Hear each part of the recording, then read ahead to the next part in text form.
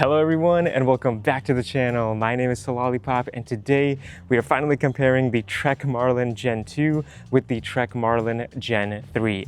I'll start off with an overview on both of these bikes, specifically my Trek Marlin 5 Gen 2 right here and my Trek Marlin 5 Gen 3, both in the size medium large. Then I'll ride them back to back to really talk about all of the differences on both the road and on the trail, so you know which bike is better for your riding style and which one is the best overall. Now I've made a virtual comparison video that covers every single little detail you could possibly want to know about the Gen 2 and Gen 3 bikes. That video was specifically about the Trek Marlin 6 Gen 3, but I talked about the general frame details in there, so I'll link it in the description if you want to check that out. The only thing I didn't cover in that video was an actual ride of these bikes out on the road and on the trail to really talk about how I feel about them, in my opinion and my personal experience, coming from someone who has ridden Trek Marlins for years and also worked at Trek Bicycle building and riding a ton of different bikes. So if you get value from this type of content or just enjoy it in general, liking the video and subscribing to the channel would mean a lot to me, so thank you for all of you who support me in that way. Alright, let's jump into this by talking about the main differences between Gen 2 and Gen 3. First off, what does Gen even mean? Well, it refers to the generation of Trek Marlin. So the Marlin has been redesigned over the years, with the Generation 2 bike coming out in 2019 and just recently being discontinued in 2025, while the Generation 3 came out in 2022 and is still going strong in 2026. So even though the Gen 3 is newer, Trek had a lot of Gen 2 bikes left over and continued selling updated versions of those year after year through 2025, so they were sold for a long time, and you might still find some left over at your local bike shop, which makes sense. They're amazing bikes to start out on, and they really paved the way for this newer generation. So that being said, the part of the bike that the generation really refers to is the overall aluminum frame. That's the heart of the bike, the only part that you cannot change, otherwise you change the bike entirely. You can swap most other parts from the Gen 2 bike onto the Gen 3 and vice versa, so those are not technically as important there, but I'll still talk about them while riding. And the main thing that has changed going from Gen 2 to Gen 3 is the frame geometry, so the exact measurements and angles. We'll talk more about that while riding, but essentially Trek has tried to make the newer Gen 3 bikes more suitable for mountain biking. So now let's get out and see if it makes a difference. Okay, riding the Trek Marlin 5 Gen 2 on the road. I've ridden this bike so many times. The Marlin was always designed as kind of a do-it-all beginner bike for mountain biking, but also for commuting, for those people who want a more rugged commuter bike. And it does fine. It's great for, you know, running over potholes and any rougher areas in the road, and obviously if you want to just go on the grass, you can easily do that, no trouble there.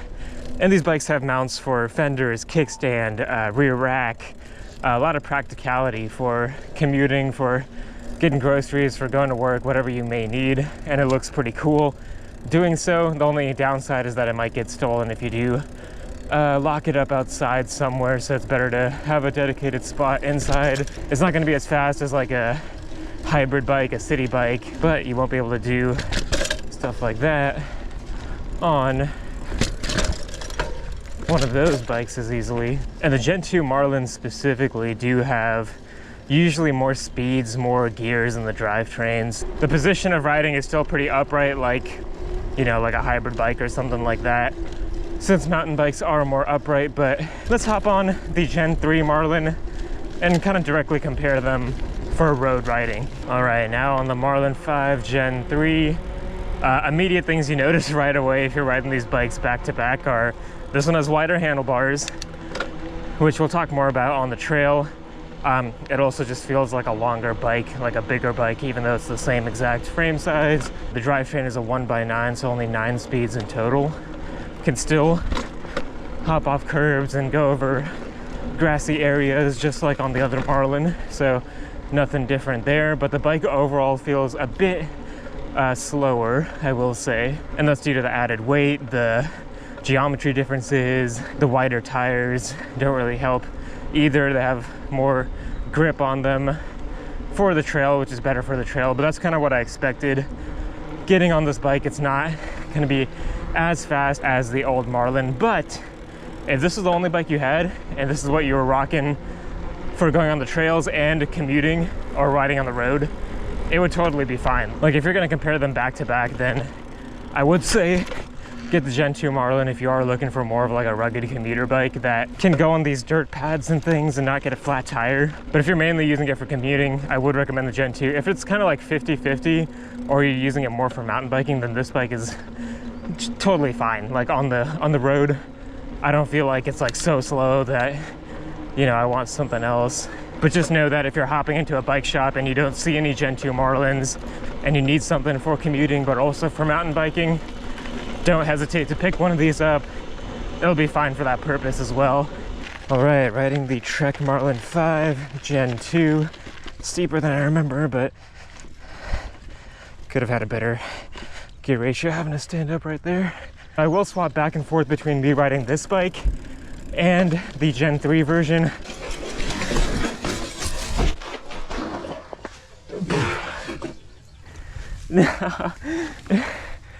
God, right at the beginning, huh? If you guys have been watching my videos for a while and you're coming from the old days when I used to only make videos on this bike and ride it all the time on different trails, you'll remember that I was falling all the time. And it doesn't seem like anything's changed since those days. Back on the normal dirt, the non-slippery stuff, I did put the same exact grips, same pedals, and the same seat on both bikes. So basically everything that I'm making contact with on the bike is exactly the same between the models. Just wanted to have one less difference between the bikes. When I was recording the footage of the bike, I realized that I had my stem pushed up to the highest setting. You can kind of move it around if you want a more upright seating position on your bike or a lower one. I went ahead and after I took my video footage, swapped it back down to the same position that it is on the Gen 3 Marlin.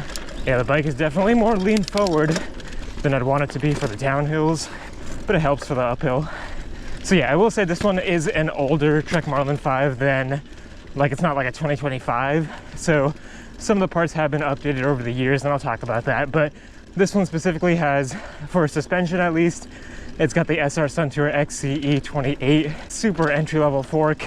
It doesn't even have a lockout on it, whereas the new Trek Marlin 5s, both Gen 2 and Gen 3, have the same exact suspension fork, the SR Suntour XCT 30. Just a little bit better, has that lockout, has wider stanchions for better strength. In terms of brakes, they actually use the exact same brakes.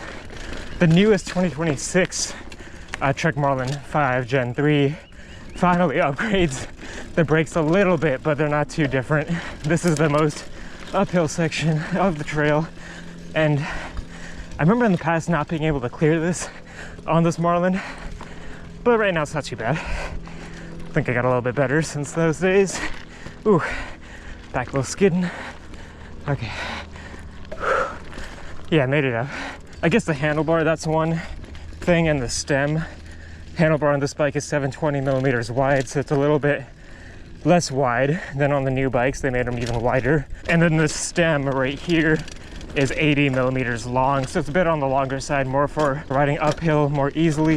Ooh, this is like, geez, I'm so lean forward. I forgot how cross-country this bike is. Whoa.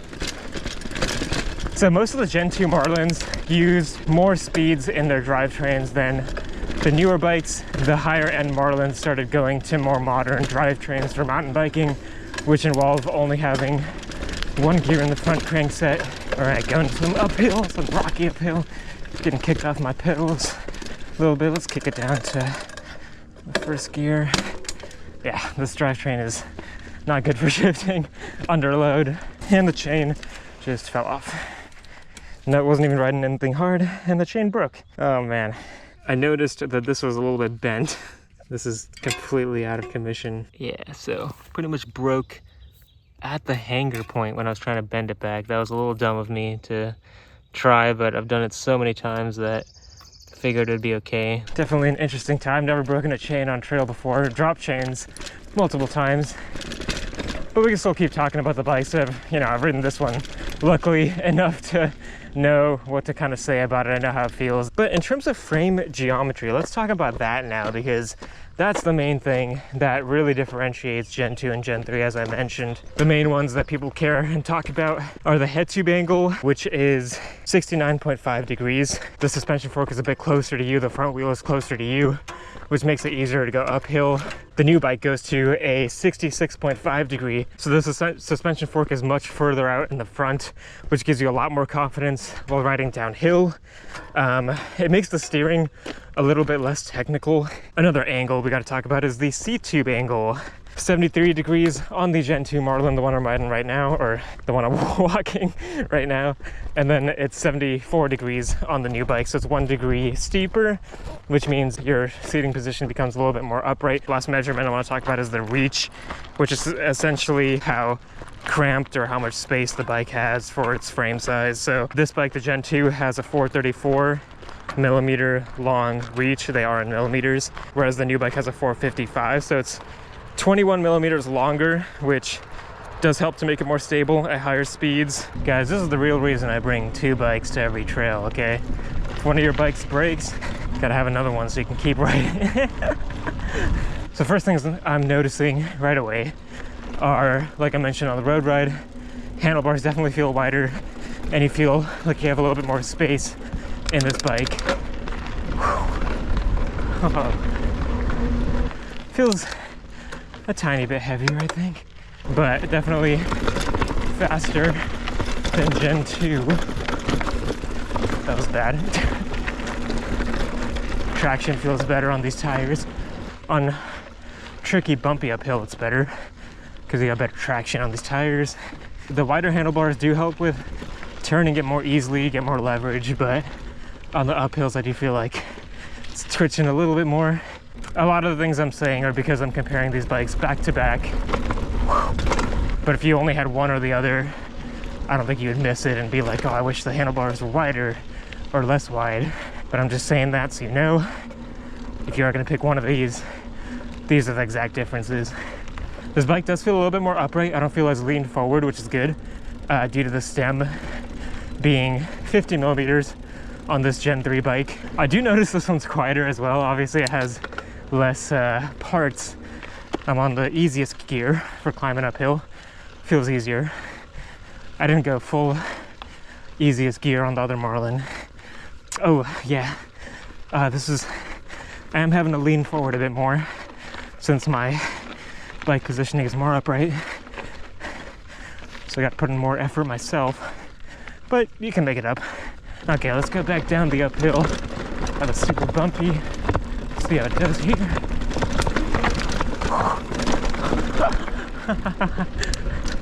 Yeah, it does want to go a bit faster. The tires definitely do help this bike feel more confident. The Bontrager XT3s, I can tell the seat tube angle does feel a little bit pushed forward, which is to be expected. And that's good for climbing, but it still does not feel as good of a climber as the Gen 2. All right, I think I've ridden both bikes enough to give an overall review. So obviously on paper you saw a lot of the stuff is better on the Gen 3 mountain bike for mountain biking. Maybe not all of these changes are good for road riding and commuting, but at the end of the day, this is a mountain bike. It's designed for getting people into the sport of mountain biking, giving you more confidence, updating the geometry of even this entry-level bike. Woo! It was a smart idea to give beginners more confidence going on these trails and not feeling as scared as you do on steeper terrain. I don't think this one is like a world of difference where, like, if you had a Gen 2 mountain bike and you were thinking of upgrading, that you should go to a Gen 3. I mean, you would feel the difference, but I mean, if you've already got the Gen 2, I'd probably recommend going a little bit higher, getting something full suspension, or maybe a Roscoe if you're still into the hardtail life. But hey, if you're trying to decide between Gen 2 and Gen 3 today as your first mountain bike, the Gen 2s are a lot cheaper. You can even find them used. They could potentially be a lot less expensive than these ones. Like, I don't think this bike is worth the $800 price point they're expecting of people. But this bike specifically is a 2025, so it's on sale like for $680, I think, if you can still find it in stores. That's definitely a better price for this one.